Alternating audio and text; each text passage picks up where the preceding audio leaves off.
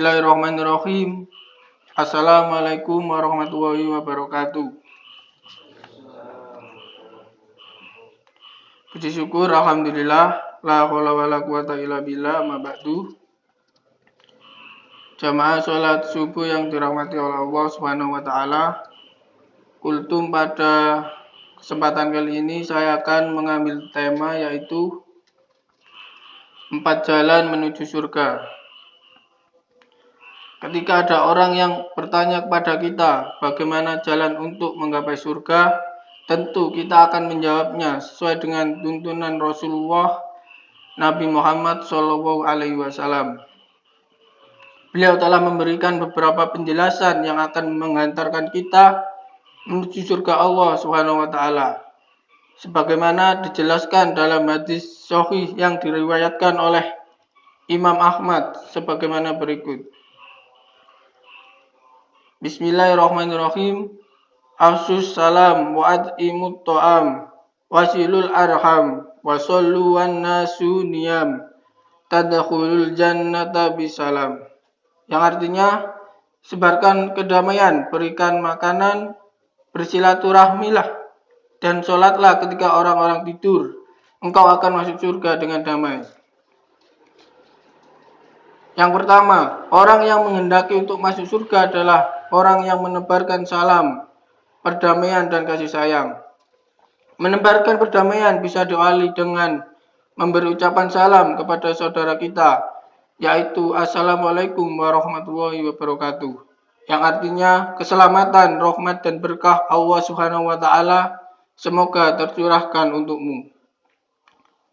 Lazimnya ucapan salam ini akan dijawab oleh saudara kita dengan jawaban Waalaikumsalam warahmatullahi wabarakatuh, yang artinya bagimu keselamatan, rahmat dan berkah Allah Subhanahu wa taala. Ucapan tersebut tampak sepele namun memiliki makna yang mendalam. Imam An-Nawawi dalam Syarah Sahih Muslim menjelaskan bahwa ucapan salam tidak sekedar kata-kata, namun mengandung arti menebarkan perdamaian, kasih sayang dan kerukunan terhadap sesama, baik kepada keluarga, tetangga maupun terhadap sesama muslim. Kata salam juga menjadi kunci yang ampuh untuk menghilangkan permusuhan, kebencian dan kerenggangan di antara sesama. Karena itu Islam sangat menganjurkan kita untuk saling mengucapkan salam.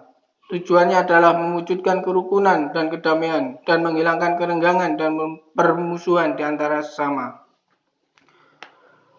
Yang kedua adalah jalan untuk menggapai surga ialah memberi makanan. Selain kita diwajibkan untuk mengeluarkan nafkah untuk keluarga atau mengeluarkan zakat atas harta, Nabi menganjurkan kepada kita untuk bersedekah, terutama bagi orang-orang yang membutuhkan. Mengapa memberikan makanan dapat mengantarkan kita menuju surga? Karena orang yang senang memberi makanan adalah orang yang dekat dengan surga. Sebagaimana riwayat Imam Turmuji dalam Sunan Turmuji juz 3 halaman 407 disebutkan, As-sahiyu qaribun minallahi qaribun minal jannah qaribun minan nasi ba'idun minan nar, yang artinya orang dermawan itu dekat dengan Allah, dengan surga, dekat dengan manusia dan jauh dari neraka.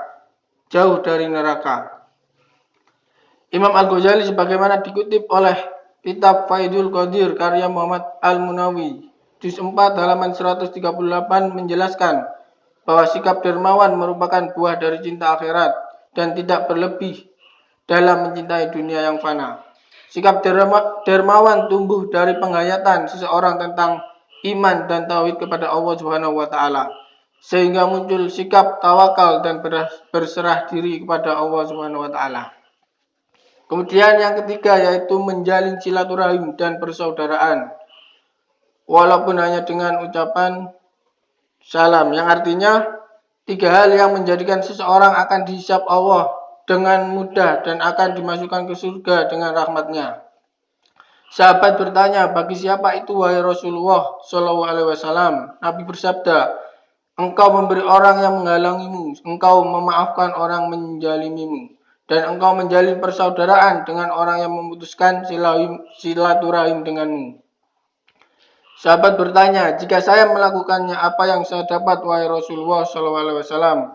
Kemudian Nabi bersabda, engkau akan dihisab dengan hisab yang ringan, dan Allah akan memasukkanmu ke surga dengan rahmatnya. Mengenai pentingnya silaturahim, terdapat sebuah cerita dari Imam Asbihani yang termaktub dalam kitab Irsadul Ibad halaman 94. Suatu ketika sahabat duduk di sisi Nabi Muhammad SAW. Kemudian Nabi bersabda, tidak boleh duduk dengan kami orang yang memutuskan silaturahim. Kemudian seorang pemuda keluar dari Kholaqoh. Pemuda tersebut mendatangi bibinya untuk menyelesaikan sesuatu masalah di antara keduanya. Kemudian bibinya meminta maaf terhadap pemuda tersebut. Setelah urusan selesai, pemuda kembali ke Kholaqoh. Kemudian Nabi Muhammad SAW bersabda, sesungguhnya rahmat Allah tidak turun pada suatu kaum yang di dalamnya terdapat orang yang memutuskan persaudaraan. Kemudian yang keempat adalah menjalankan sholat malam ketika banyak orang telah tertidur lelap. Sholat malam menjadi sholat yang spesial karena dilakukan di waktu banyak orang beristirahat dan lalai dari berzikir kepada Allah Subhanahu wa taala. Salat malam juga menjadi indikasi seseorang jauh dari riya, pamer dalam beribadah, karena di waktu ini banyak orang yang beristirahat. Sehingga bagi orang yang menjalankan ibadah di waktu malam, mendapatkan ganjaran yang lebih, terutama oleh Nabi yang disabdakan sebagai orang yang akan masuk surga dengan tanpa kesulitan. Demikian kultum yang bisa saya sampaikan. Kurang lebihnya saya mohon maaf. Semoga bermanfaat. Wallahul muwaffiq ila aqwamit thoriq. Wassalamualaikum warahmatullahi wabarakatuh.